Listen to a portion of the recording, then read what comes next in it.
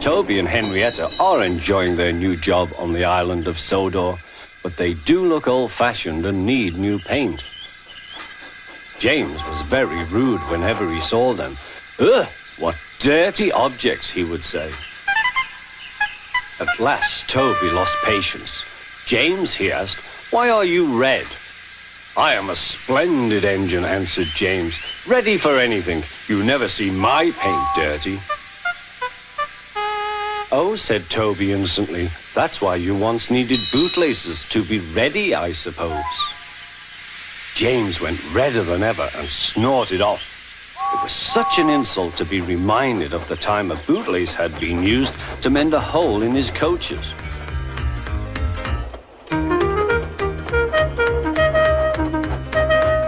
At the end of the line, James left his coaches and got ready for his next train. It was a slow freight, stopping at every station to pick up and set down cars. James hated slow freight trains. Dirty cars from dirty sidings. Blah!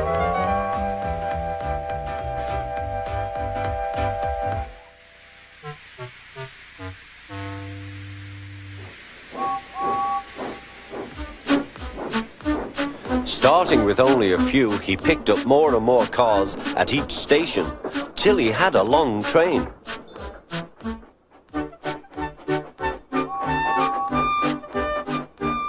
At first, the freight cars behaved well, but James bumped them so crossly that they were determined to get back at him. Presently, they approached the top of Gordon's Hill. Heavy freight trains halt here to set their brakes.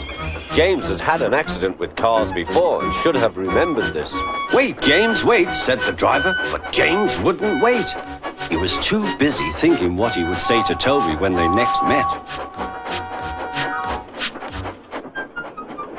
The freight car's chance had come. Hurrah, hurrah, they laughed, and banging their buffers, they pushed him down the hill.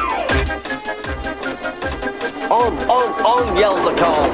I've got to stop, I've got to stop, groaned James.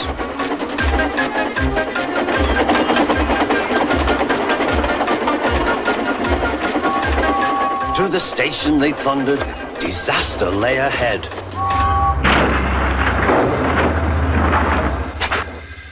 Something sticky splashed all over James. He had run into 2 tar wagons and was black from smoke box to cab. He was more dirty than hurt, but the tar wagons and some cars were all to pieces.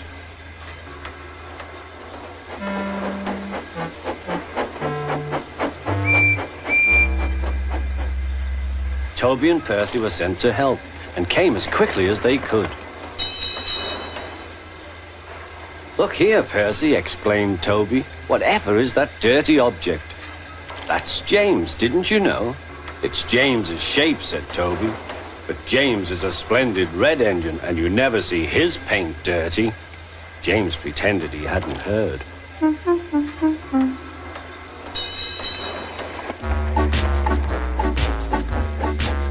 Toby and Percy cleared away the unheard cars and helped James home.